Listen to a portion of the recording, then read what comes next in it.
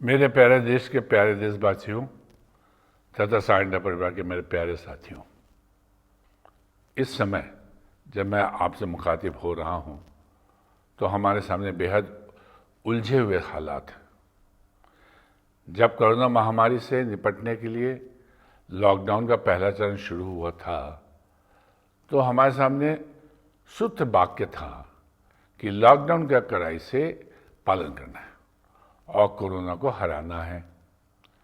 उस समय पूरे देश में संक्रमित लोगों की संख्या 600-700 थी। सबको उम्मीद थी कि लॉकडाउन के समाप्त होने तक कोरोना पर काबू पा लिया जाएगा। अब जब 4 चरण पूरा करने के बाद लॉकडाउन खुल गया है तो इस समय देश में संक्रमित लोगों की संख्या 6 लाख के पास पहुंच रही है और हमारे सामने सूत्र बाकी ये है कि हमें कोरोना के साथ रहना सीखना है, यानी हमें कोरोना के साथ ही जीना है। अब लॉकडाउन को लेकर जो फैसले लिए गए थे उनका भी आलोचना की जा रही है।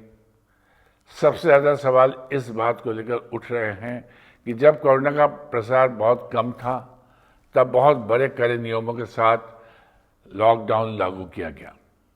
अब जब प्रतिदिन कोरोना के लगभग 20,000 मामले सामने आने लगे हैं तब लॉकडाउन के नियम बिल्कुल ढीले हो गए हैं। यहाँ तक कि बाजार, मॉल और धार्मिक स्थल भी खोल दिए गए हैं। ये उस स्थान है जहाँ सर्वाधिक लोग जुटते हैं और जहाँ सोशल डिस्टेंसिंग का पालन करना बहुत कठिन होता है। इसके पीछे तर्क यह है कि बंद पड़ी आर्थिक गतिविधियों को और आगे बंद नहीं रखा जा सकता। अगर आर्थिक गतिविधियां शुरू नहीं हुई तो देश की अर्थव्यवस्था चरमरा जाएगी और करोड़ों लोग बेरोजगारी और भूखमरी के शिकार हो जाएंगे। ये सही भी है कि आर्थिक गतिविधियों को अधिक समय तक रोक कर नहीं रखा जा सकता। तो आज हमारे सामने स्थिति यह है कि कोरोना के तीव्र फैलाव के बीच हमें अपनी आर्थिक और सामाजिक गतिविधियां भी जारी रखनी है।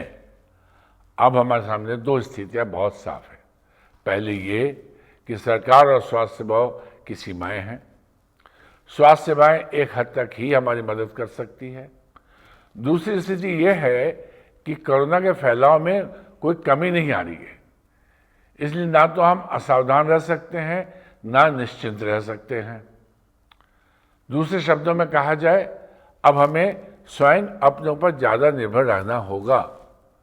हमें कोरोना के विरुद्ध लड़ाई में स्वयं ही योद्धा बनना होगा। मैं इस बात को दोहराना चाहता हूं कि आज की स्थिति में हमें कोरोना के विरुद्ध लड़ाई में स्वयं ही योद्धा बनना होगा।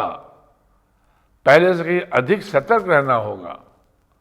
लॉकडाउन के दौरान व्यक्तिगत सुरक्षा के जो उपाय हम अपना रहे थे उन्हें हम पहले से अधिक कड़ाई से अपनाना होगा। घर से बाहर निकलते ही मास्क लगाना, कार के मुताबिक दस्ताने पहनना, सैनिटाइजर का प्रयोग करना, साबुन से बार बार हाथ धोना, सोशल डिस्टेंसिंग का पालन करना, भीड़ का हिस्सा ना बनना, ये सारे उपाय जारी रखने होंगे। अपनी देखभाल स्वयं करनी होगी। आगे जो लड़ाई है उसमें सरकारी संस्थाओं और स्वास्थ्य सेवी संस्थाओं की भूमिका कम है। एक व्यक्ति की यानी हमारी और आपकी भूमिका ज्यादा है। कहने की जरूरत नहीं है कि हमारी ये भूमिका बेहद चुनौतीपूर्ण है। हमें स्वयं को ही नहीं बचाना है बल्कि अपने परिजनों को भी बचाना है और अपने आसपास के लोगों को भी बचाना है। अगर आपको कहीं भी लगता है कि बचाव संबंधी सावधानियां की उपेक्षा की जा रही है तो आपको सक्रियता से हस्तक्षेप करना चाहिए। जो लोग सावधानियों का पालन नहीं कर रहे हैं उन्हें सावधानी बरतने के लिए समझाना चाहिए। अगर कहीं किसी के स्वास्थ्य संबंधी समस्या है तो स्वयं का बचाव करते हुए उसकी मदद के लिए हाथ बढ़ाना चाहिए। मैं यहाँ फिर दोहराना चाहता हूँ कि हम सोशल डिस्टेंसिंग करें पर इमोशनल डिस्टेंसिंग ना करें। हमें भावनात्मक रूप से अपने आसपास के लोगों के साथ जुड़ा हुआ रहना चाहिए। टेलीफोन एवं इंटरनेट के जरिए अपनों से लगातार संपर्क बनाए रखना चाहिए। कोरोना महामारी ने लोगों को बड़ी संख्या में मानसिक तौर पर बीमार किया है। इससे बचने का एकमात्र उपाय लोगों के बीच भावनात्मकता को बढ़ावा देना है। इस कठिन दौर में एक दूसरे के दुख दर्द में भागीदारी करना बेहद जरूरी है। यहाँ मैं एक बात और कहना चाहता हूँ कि हर समाज में कुछ ऐसे गैर जिम्मेदार लोग होते हैं जो हालात की गंभीरता को नहीं समझते।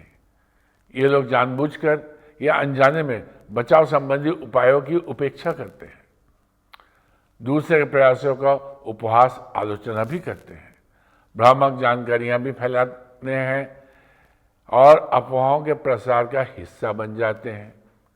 ऐसे लोगों के कारण कोरोना के विरुद्ध लड़ाई कमजोर पड़ती है।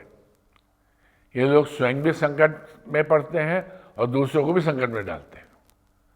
ऐसे लोगों को रोकना और समझाना भी हमारी जिम्मेदारी है। हमें ये जिम्मेदारी निभानी ही होगी। मेरा कहने का तात्पर्य यह है कि इस समय हर व्यक्ति की जिम्मेदारी बढ़ गई है। हर व्यक्ति को अपनी इस जिम्मेदारी को समझना होगा। कोरोना भले ही फैल रहा हो, लेकिन कोरोना को हराने के अपने संकल्प को और अधिक मजबूत करना होगा। जो भी व्यक्ति और संस्थाएं कोरोना के प्रसार को रोकने के लिए सक्रिय है, उनके साथ पूरा सहयोग करना होगा। स्थानीय प्रशासन के साथ सहयोग करना होगा।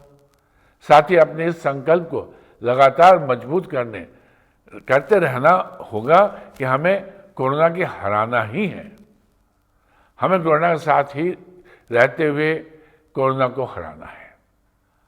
आज हम ये उम्मीद नहीं कर सकते कि कोरोना से पहले हम जैसा जीवन जी रहे थे वैसा ही जीवन हमें तुरंत मिल जाएगा। हाल फिलहाल इसकी संभावना नहीं है, क्योंकि कोरोना के साथ लड़ाई लंबी है और कठिनाइयों का दौर भी लंबा है।